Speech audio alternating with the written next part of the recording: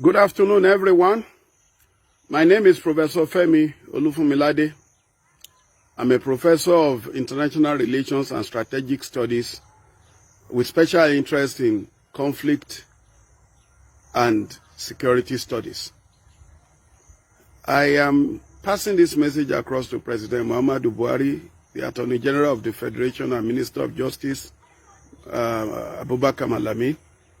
Both of them, we've been together for a long time as political allies in the days of the defunct CPC and even before then. And even though one is not part of those who can, take decision for the administration, one still feels that one should be able to intervene with pieces of advice when it is most needed. I want us not to view the arrest of Mazi Nnamdi Kanu, leaders of IPOB, as a thing to gloat or rejoice over, because I want to talk to you as an authority in conflict management, conflict resolution, conflict prevention now. And I'm putting on my cap of conflict prevention presently.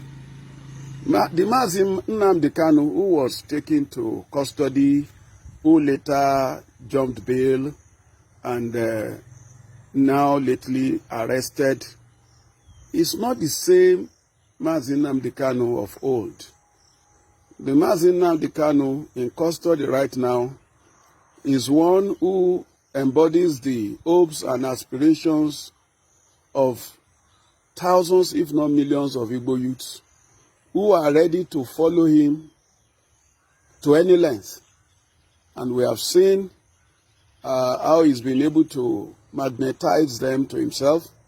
Whether you believe in the logic of the cause he is advocating for or not, the fact remains that he enjoys a huge followership that are consequential as far as peace and harmony, particularly in the southeastern part of Nigeria, is concerned.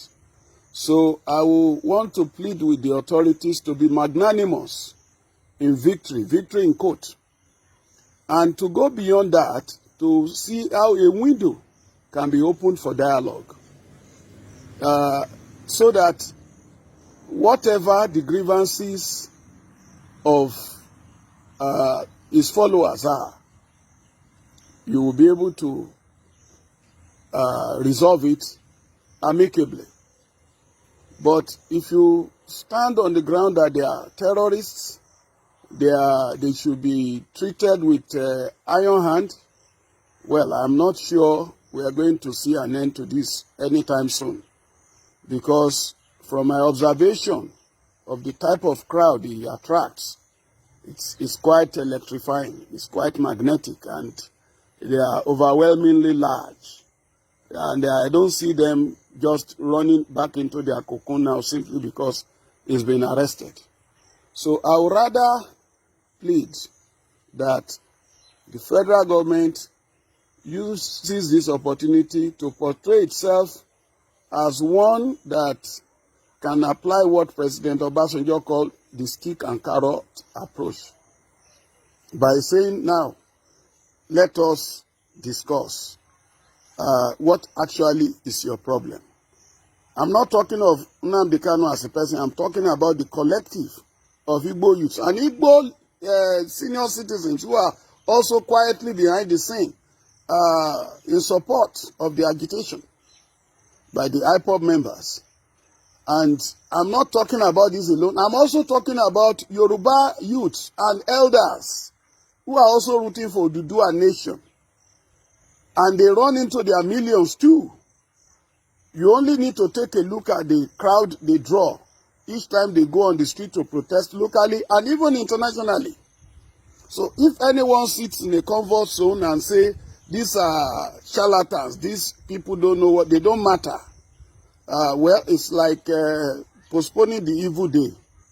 Because the caliber of Yoruba people that I have seen coming out to protest locally and internationally include professors, lawyers, engineers, top medical doctors, some of them first-rate medical consultants. And I'm not talking of a dozen crowd or a couple of hundreds. I'm talking of thousands, particularly in Western nations. So, President Muhammadu Buhari, this is the time for you to put any form of inhibition aside and open the door for dialogue. Don't let any of your aid, any of your assistants make this an occasion for passing across provocative messages on the social media. See what has happened to Nnamdi Kanu. You, his followers, you will see what will become of you. That will be terribly counterproductive. And I am not a soothsayer.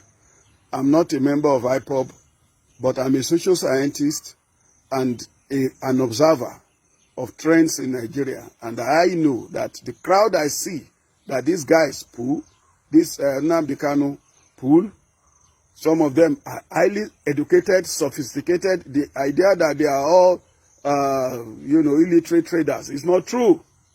Some of them are highly placed people. So we should not allow this to produce another form of Boko Haram. You know, Mohammed Yusuf was arrested too, similarly. And we don't know what happened. The next thing was to produce his corpse. And then it was like the end of Boko Haram had come. And then before you knew what was happening, an Abubakar Shekau was upon us. I don't want an Abubakar Shekau in the case of IPOB. I want whatever grievances IPOB members have to receive hearing at the presidential level. And after all, the Miyetti Allah, despite the atrocities its members are committing across the country, killing, maiming, destroying farms, and they keep talking and defending their people, they have not been taken to jail. Rather, the federal government is talking about reclaiming grazing routes for them. So in a way, federal government recognizes that they have some legitimate claims. And whether the method the president wanted to use to solve their problem is right or wrong, the fact remains that he gave them a hearing and he spoke in a way that will suit their nerves. Why can't President Buhari extend the same to all groups agitating? It's not just IPOB. In the east there, you also have MASOB before IPOB, and MASOB is still there.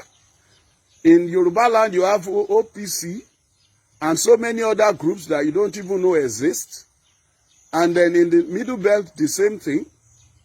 And the South, of course, you know of the Avengers, you know of the various groups there. So people are unhappy. A lot of people are dissatisfied. And it's not limited to Middle Belt and the South, even in the North. It's not everybody that is an establishment person. It's not everybody that is happy, even with the Buhari administration. It's not every Fulani that is happy. Why can't we have a national dialogue? President Buhari is teaching time saves 9. God bless every lover of peace and progress listening to this.